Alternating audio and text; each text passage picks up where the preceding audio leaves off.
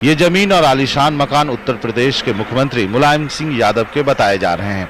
आरोप ये भी है कि ऐसे ही कई और प्लॉट, फ्लैट और खेती की जमीन भी उनके नाम है। सुप्रीम कोर्ट में दायर एक जनहित याचिका में दावा किया गया है कि मुलायम सिंह के पास 100 करोड़ से भी अधिक की संपत्ति है, जो उनकी आय के मुकाबले कहीं अधिक है। अदालत ने इसी याचिका पर मुलायम सिंह से उनकी संपत्ति का हिसाब मांगा है।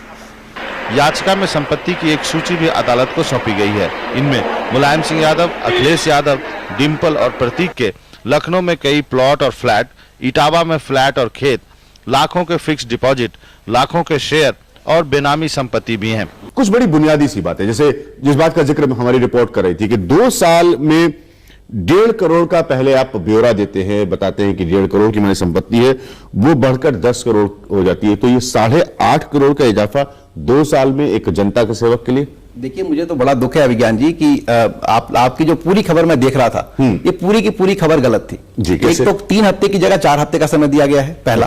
दूसरा, आप जो ये कह रहे हैं कि 1.5 करोड़ ये मुलायम सिंह जी की संपत्ति है, जो 10 करोड़ की आप बात कर रहे हैं, याचिकाकर्ता ने जो हवाला दिया है कि ये संपत्ति इतने की है, उसको जोड़ने के बाद मुलायम सिंह के पूरे परिवार के सदस्यों की, जिसमें कि 5 एसएससी हैं, 5 लोगों का हिस्सा है वो। मुलायम सिंह की संपत्ति नहीं बढ़ी है, ये 5 जो एसएससी हैं मुलायम सिंह जी। आप कुल मिलाकर ये कह रहे हैं कि 1.5 करोड़ की जो बात मुलायम सिंह यादव ने पहले कही थी अपने, अभी भी सही है, वो अभी भी सही है। आप ये कह रहे हैं कि ये जो संख्या 1.5 करोड़ से बढ़कर 10 करोड़ हो गई है, नहीं हुई है, ये तब भी थी। मैं यही बात मैं कह रहा हूं कि ये समझने की जरूरत है कि जब आप मुलायम सिंह की संपत्ति का ब्यौरा देते हैं तो अपनी संपत्ति का ब्यौरा देंगे ना। अखिलेश यादव जो कि उनके सुपुत्र है, उनका थोड़ी ब्यौरा देंगे, या उनकी पत्नी का ब्यौरा थोड़ी देंगे। 5 अलग अलग इंडिविजुअल हैं, उनकी अलग अलग संपत्ति है। उस संपत्ति को जोड़ने के बाद लगभग 7 करोड़ की संपत्ति, जो कि पिटिशनर कहता है, उसको जोड़ने के बाद इतनी आती है। एक सवाल जो यहां पर बनता है वो ये कि ठीक, अगर मैं मानता हूं आप उनके वकील है कि 1.5 करोड़ की संपत्ति मुलायम सिंह यादव की और बाकी जैसा कि तैसा वो उनके परिवार के सदस्यों की, उनके पास संपत्ति कहां से आई? अब जो ब्यौरा आ रहा है उसके हिसाब से उनके डॉटर इन लॉ, उनकी बहू के पास संपत्ति है। नहीं, बिल्कुल मैं यही बात मैं कह रहा हूं कि इसके लिए उन्होंने 1989 से सारे सदस्य इनकम टैक्स दे रहे हैं और एसेस्ड है, सोर्स भी डिस्क्लोज किया गया है। और कोर्ट ने जब आज ये पूछा, आपको पता होना चाहिए कि जब कोर्ट के सामने ये मामला गया तो सबसे पहले हम लोगों ने प्रस्ताव किया कि हम न्यायालय के समक्ष अपने इनकम टैक्स के रिटर्न्स और अपने आय का ब्यौरा देना चाहते हैं, और न्यायालय ने उसे स्वीकार किया। हम जब वो ब्यौरा देंगे और वो सोर्स देंगे, देखिए इतनी मजबूती से आपको क्या लगता है कि अगर किसी भी राज्य का कोई मुख्यमंत्री, आजकल जो पॉलिटिकल हालात होते हैं उसमें केंद्र की जो सरकारें होती हैं, अगर उनके खिलाफ हो या कोई और पॉलिटिकल मामला हो, अगर उनके खिलाफ कहीं कोई कमी आएगी तो कोई सुप्रीम कोर्ट चल रहा है, तो मतलब सुप्रीम कोर्ट को आप लोग जवाब दे हैं। राजनीति अगर एक मिनट के लिए दूर रखें इससे, राजनीति बिल्कुल दूर है, और हम बिल्कुल कॉन्फिडेंट है इस मामले में पूरी तौर पे ये बात सामने आ जाएगी कि जो भी संपत्ति का ब्यौरा दिया है बिल्कुल ठीक दिया है। मुझे कमाल खान को लाना पड़ेगा, मेरे सहयोगी बहुत सालों से उत्तर प्रदेश की राजनीति पर नजर रखते हैं। कमाल, जो बात ये कह रहे हैं कि ये कुल मिलाकर परिवार की संपत्ति है, ये जब बातें लोग सुनते हैं तो कितना उनके गले से उतरेगी ये? देखिए, ऐसा है, वैसे भी लोगों को ये समझ में नहीं आने वाली बात है, क्योंकि उनके पुत्र जो हैं वो एक एमपी हैं और एमपी की तनख्वाह कितनी होती है वो आपको भी मालूम है। उनके भाई विधायक हैं, विधायक की तनख्वाह कितनी होती है वो आपको भी मालूम है।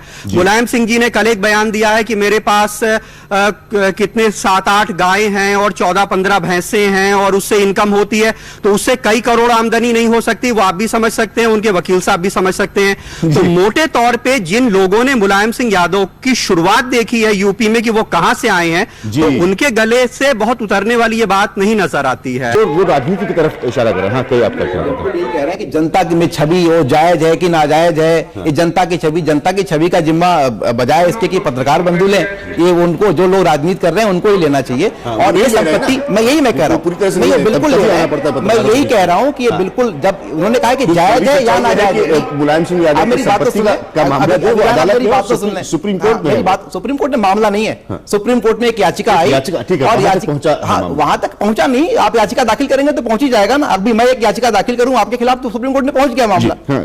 मैं केवल ये कह रहा हूं कि जब वो एक सवाल उठाते कि जायज है या नाजायज है, ये अपने आप में किस तरह की रिपोर्ट है। देखिए, जब जायज है तो जायज है, नाजायज है तो नाजायज है, और कानून ने यह भी कहा कि उसका फैसला तो अदालत से होगा। लेकिन आप तो लगातार बेनामी और नाजायज दिखाए जा रहे हैं। मैं केवल ये कहना चाहता हूं कि जो संपत्ति जायज है उसका हिसाब किताब है, सबके बारे में ब्यौरा दिया गया है, और मैं केवल वकील की हैसियत से बात कर रहा हूं, पॉलिटिकल बात नहीं कर रहा हूं। उन्होंने सलमान खुर्शीद जी की बात की, उनको सलाह देते सलमान जी, वो राजनीति की बात कर रहे हैं, मैं उस बारे में मैं बात नहीं कर सकता। मैं केवल इतना ही कह सकता हूं कि मैंने इस जो पूरे फाइल को देखा है और इस पूरे केस को ठीक से देखा है, और देखने के बाद मैं ये कह सकता हूं कि उन्होंने जो ब्यौरा दिया है उनके खिलाफ कोई मामला नहीं बनता है, और जो पिटिशनर ने झूठ बोला है न्यायालय के समक्ष, उसके लिए उसके विरुद्ध निश्चित तौर पर कार्रवाई होगी। जी, आप दोनों लोग इस प्रोग्राम में होने के लिए बहुत बहुत शुक्रिया। एक बढ़िया वकील की तरह प्रदीप राय हर तरह से अपने क्लाइंट को डिफेंड कर रहे थे, लेकिन जो सबसे बड़ी बात कमाल खान ने इस कार्यक्रम में उठाई वो जरूर दोहराई जाएगी, वो ये है कि एक छवि समाजवाद की,